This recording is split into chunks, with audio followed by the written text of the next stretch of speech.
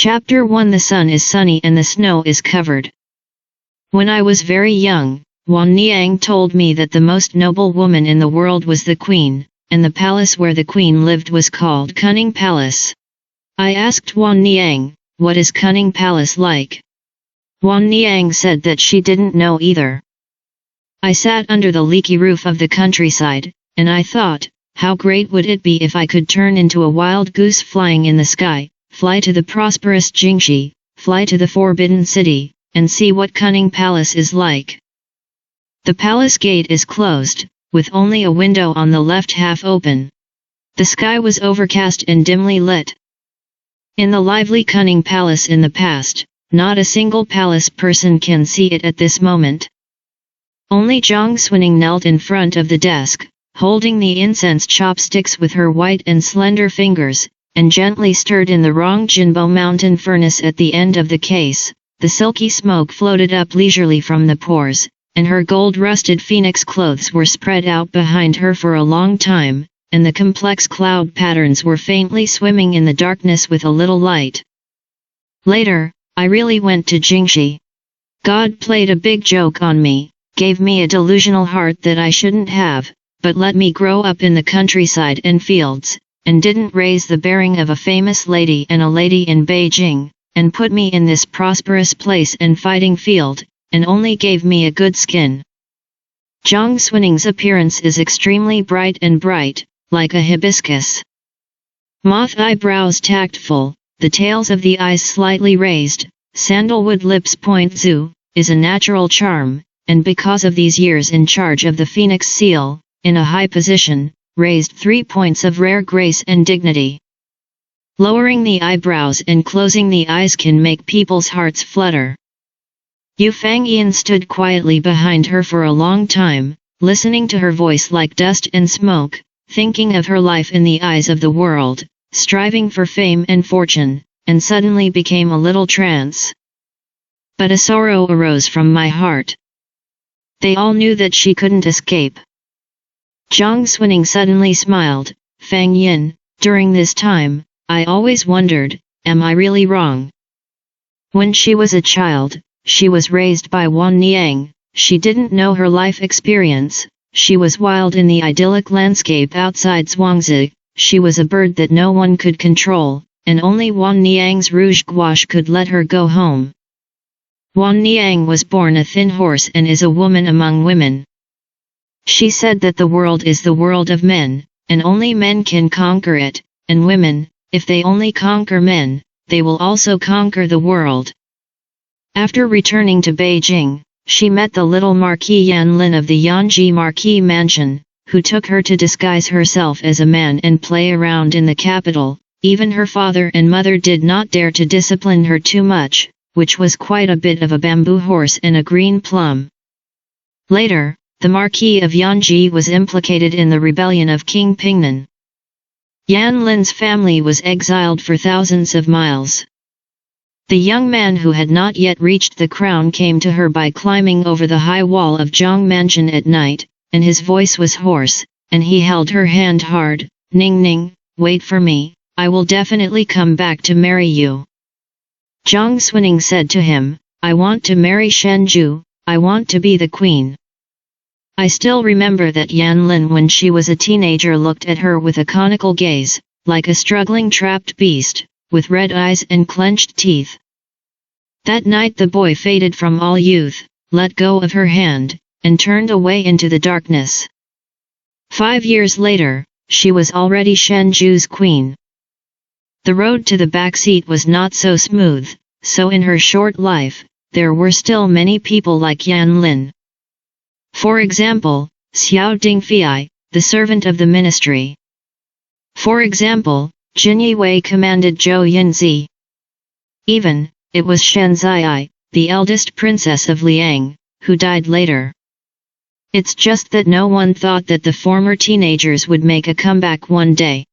After making military exploits at the border pass, Yan Lin surrendered to Xie Wei, under the banner of King Junside, returned in armor, led the army to besiege the capital, controlled the entire Forbidden City, and put her under house arrest.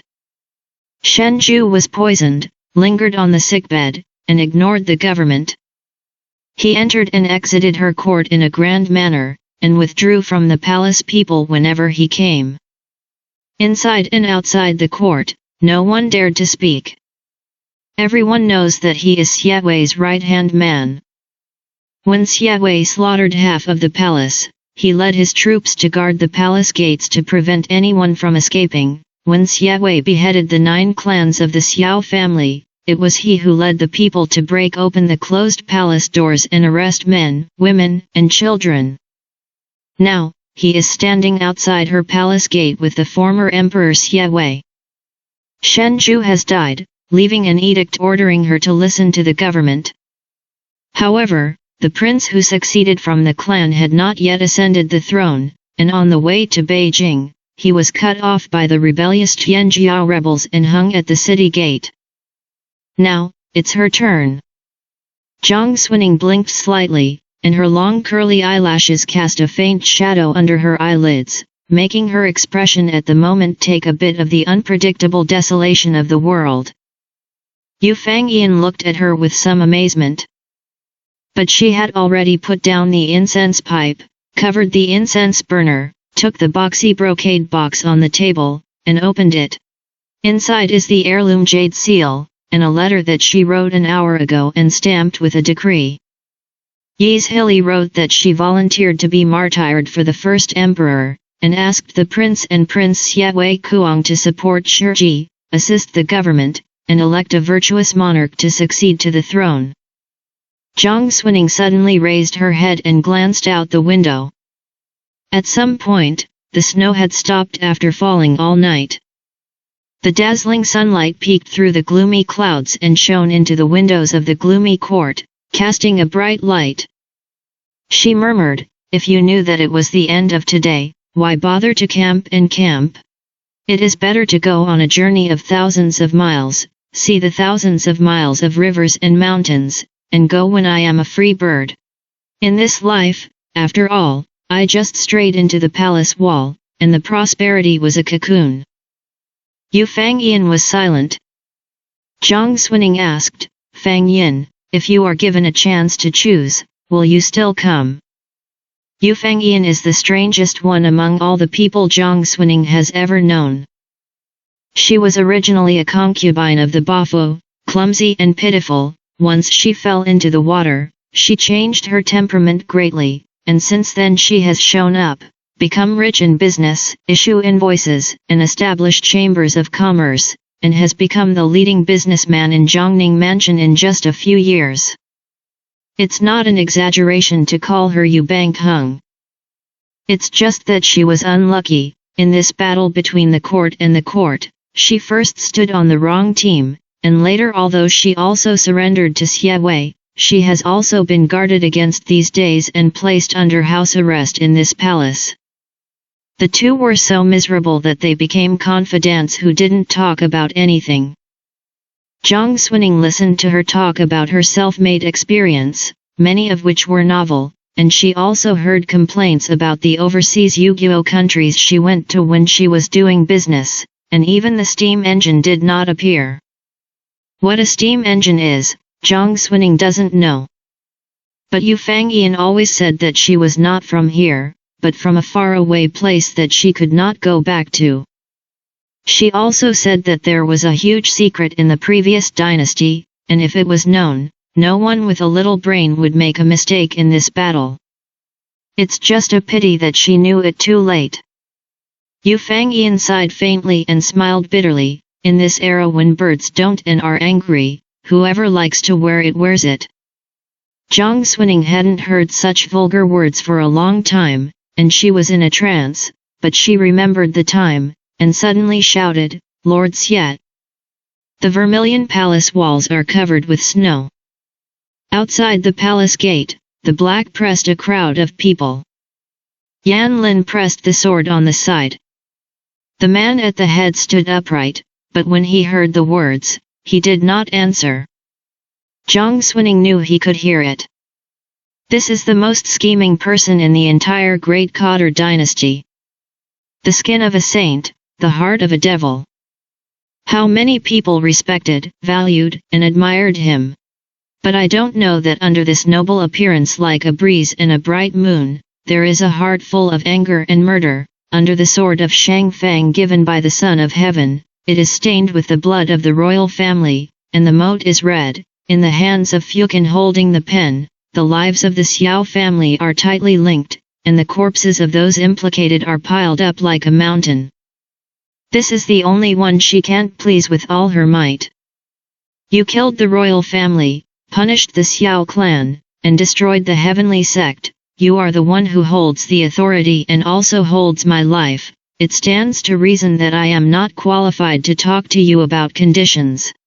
Jiang Xunning's eyes suddenly fell a tear and burned it on the back of her hand. In my life, I have used many people, but if you calculate carefully, I lost Yan Lin, and Yan Lin also took revenge on me. I used Xiao Dingfei and Zhou Yinzi, and they also borrowed me to take the position. I calculated Shenju, and now I will be martyred for him and go to Huangquan together.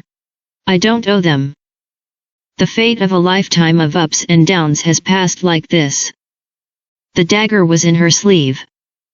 She gently pulled it out, and the cold light flickered on the blade, reflecting the gorgeous golden step on her eyes and sideburns. Jiang Xunning's body trembled, her voice trembled, and her eyes were full of tears, but she was not qualified to cry. She only said word by word, crying blood, but there is only one person, who has been upright all his life, and who is strict in governing the law, and I coerced him to lead him astray and tarnish his reputation for half a lifetime. He is a good official. I sincerely hope that Lord Xie will take care of the grace of Xuanning to feed you blood on the way to Beijing back then, exchange my life for his life, and let him live.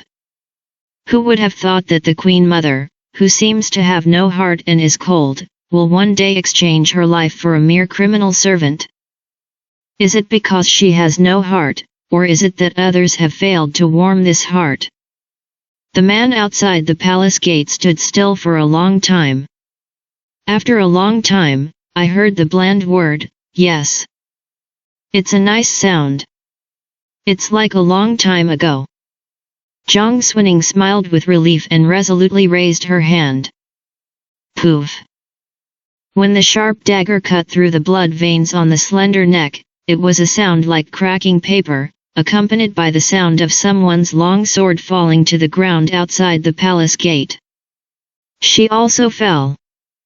The delicate golden step slammed to the ground, and the deep ruby encrusted on it shattered and splattered.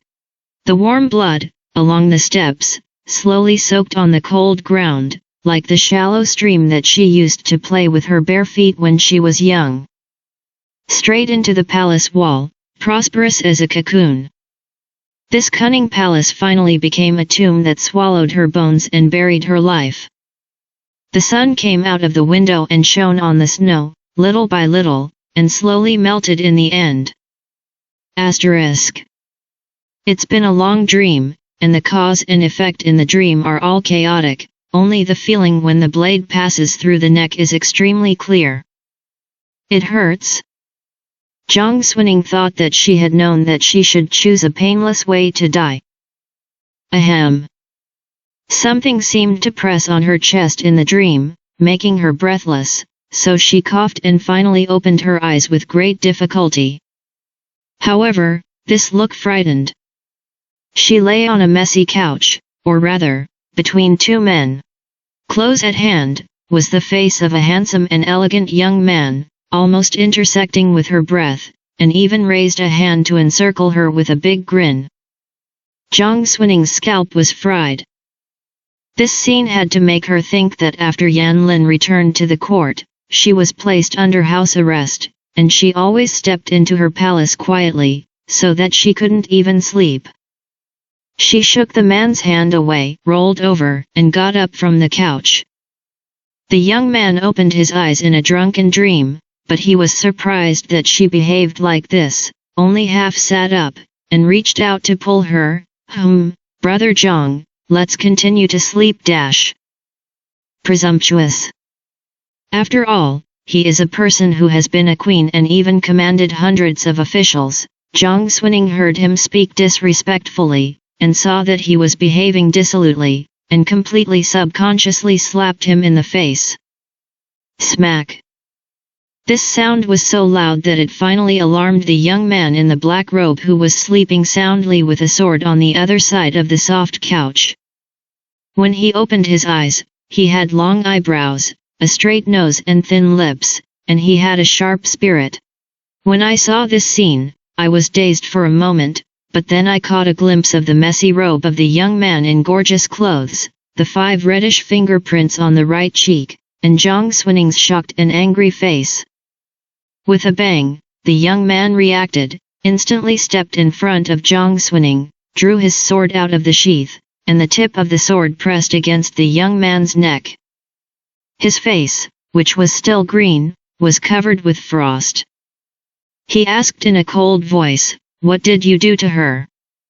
The young man was surprised that he dared to draw his sword at himself so impulsively, and the other was aggrieved and innocent, so he couldn't help but cover his cheeks. "What can I do?" The young man's brows furrowed, and he looked at him with suspicion.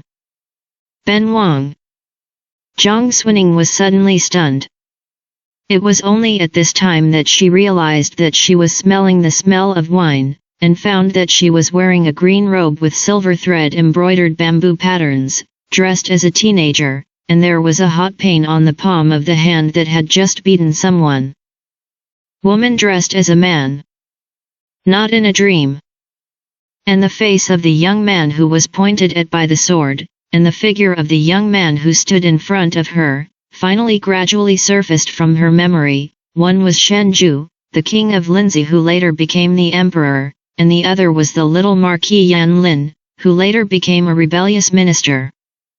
Is this the rebirth that Yu Fangyan often talks about? She was cautious in her previous life, coaxing the men to turn around, and at the beginning of this life, she slapped the future emperor. Is it too late to kneel down and apologize now?